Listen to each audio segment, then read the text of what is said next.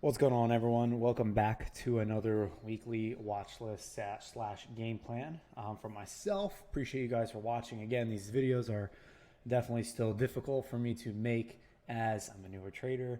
I've been, in the stock market now. If you've been following the videos for, I guess you could say, December of 2021. However, the entire year of 2022, I don't know if I would count, considering it was all Discord alerts and just trying to chase trades and things like that. No technical analysis, no charting, nothing like that. So I don't know if I would particularly count that. But if you count the time that I've been in full day with technical analysis and actually day trading, it would be January of this year. So I like to count that as my real start. So 9 months and the first January, February, March, April, half of May, 4.5 months of that all being paper trading as well. So it's a new month. Looking forward to practicing and mastering the setup that kind of has really clicked for me this past week. I had a few really, really good winning trades this past week, not just P&L wise, but just the way the trade played out and the way I was able to execute the trade according to my plan and manage risk accordingly and hitting my profit targets, etc. So I'm really looking forward to playing that or practicing that this week and seeing it play out.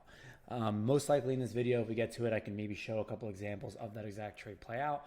But if you follow me on Twitter, which is where you got this video from, you'll see that I post all of my trades on there, wins and losses. All right, so anyways, starting off with SPY this week. All right, again, I only am trading at SPY and IWM. It's something that I also encourage people who are newer traders as well, just to focus on one or two tickers. It was really just SPY for the longest time until I started to dabble into IWM and found that it's really smooth price action. So it respected levels very well, and I did enjoy trading it. So going over to SPY here, if we just start with the weekly chart like we always do, we have that anomaly of a candle here with this really high weekly volume, highest it's been since June. And it's interesting because I remember Friday, okay, especially with the impending government shutdown, people at also the end of the month of September and the history with September and the S&P and everyone becoming bullish. You had so many people kind of expecting the market to go long on Friday, and it just was not that at all whatsoever. We had a nice pre-market pump, and it was just pretty much selling off the rest of the day. So I thought that was interesting. So I'm not going into this week or this month with any particular bias, like, oh, it's October. October's historically bullish. Whatever, we beat the government shutdown. While those things may be true, I try to not have as much, try not to have bias unless I see, levels being taken over, price action and volume to confirm. That's where I have my bias on the chart. So I'm not going into this week like, we closed down here on the weekly. I'm seeing us push back up to 440, reclaim that. We'll see. 430 is going to be a key level for me as well. It's been an area of confluence for sure. There's been a lot of buying and selling at 430. Hard to, anytime we're over, we climb a bit but reject back down. So we're going to take a look at that this week and see what happens there, right? We have our range, our previous day's range in here. We're going to see if we break below, then we can look for, going short down to the downside. We'll see if 422 is still going to be a bounce. If not, then I'm going to say somewhere between this 418 and 420 level as well. Again, this 420 being an interval of 5, right? That's always going to be critical for your index funds, right? Your ETF. So, 420, 425, 430, things like that. Those are going to be areas, key levels of support and resistance. So anywhere between this here, this 418 and 420. If we break down below that, then, potentially we're looking at, maybe I have written down here like a 416 to 414 potential bounce as well, somewhere in this area here. So we'll see.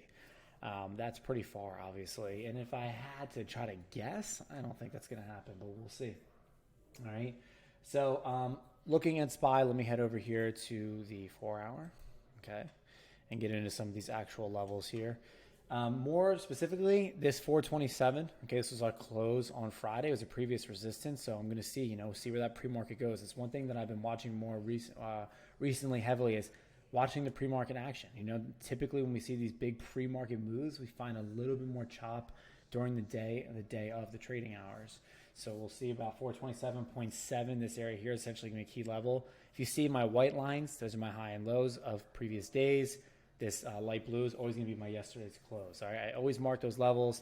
I always mark the pre-market high and pre-market low as well, which is what I use for Fibonacci too. For now, between this 422.2 and this 425, I'm not going to be looking to go short in this area. I'll be looking for bounces for sure.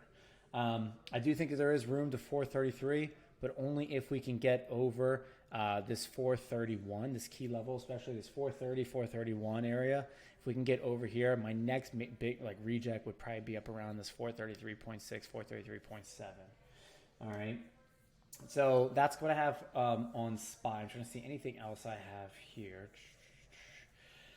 We do have the gap fill on the daily as well. Let me just pop back over to that real quick. So we could, if we do push up and we hold over 433 and 435, we do have this gap fill up here at 438 point, actually down here at this low here, 438.43, I believe. So we can go long here to see if we do fill that gap. But again, bit of ways from that. So I'm not, I do have these support and resistance levels mapped out, but they're more so for like the next coming weeks, not necessarily like what I'm looking for, tomorrow, Monday or Tuesday and so on. All right.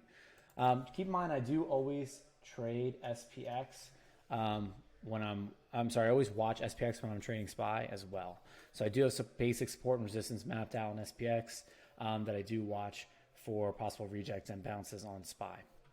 All right, so looking at IWM, again, same thing on the weekly, obviously, another ETF. We had that really high volume, okay? And just an interesting candle here, It's like with the way that it opened and closed, it's such a big push down. It's like I'm not just like, oh, man, we got support here, at this 174. I'm going to be looking to go long. Like, we had this higher volume. Buyers bought up down here, yes, but at the same time, volume's also high because there was so much selling up here. So again, don't have bias. I'm looking for us to be over this 176.9, which prices reacted to a ton to this level in the last week. If you watch IWM, you would see that before going along up to this 180 area. Okay, up to here, this 180 would be my next possible reject. We'll get into that as we get to the lower time frames.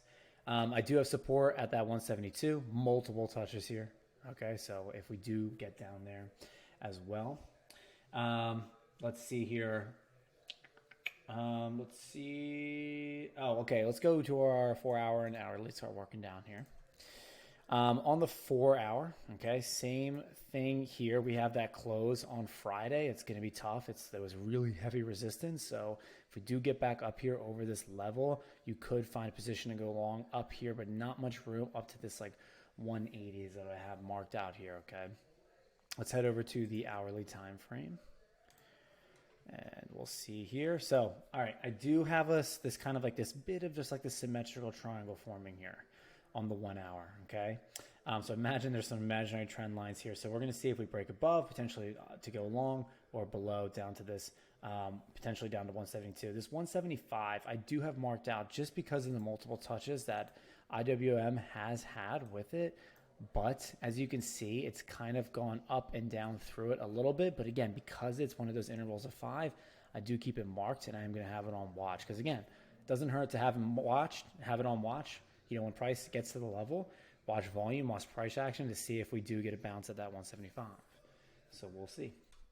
All right, so lastly, going into, let's just say, last week, some of these setups, if you will, that I have. Or you can see one over here. Basically, it's just pairing, okay? Fibonacci, okay, fair value gap, and EMA. So your 20 EMA, my 9 EMA, this here is a fair value gap, right, which is the top of this wick here in the first candle and the bottom of the third candle here. So this is where price is a fair value gap.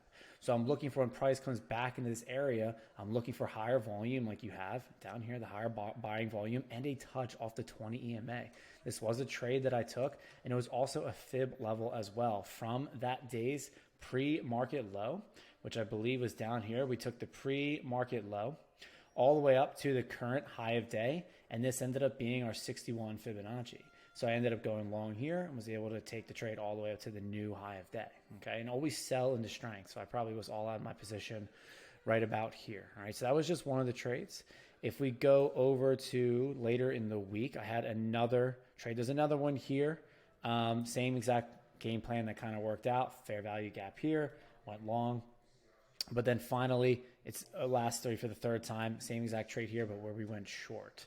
So I had a fair value gap here. As you can see, this first candle's wick, third candle's wick, we had our fair value gap here. So I was looking to go short in this area. So as price returned back to this area, especially if we go into the 1 minute here, and this is again a trade That was on Friday. Had a nice win with that, and I did post it on Twitter as well. Not like an entry or anything like that. That'd be ridiculous. But just like a recap. You can see that I did get in the trade here. Okay, the volume was a little bit concerning.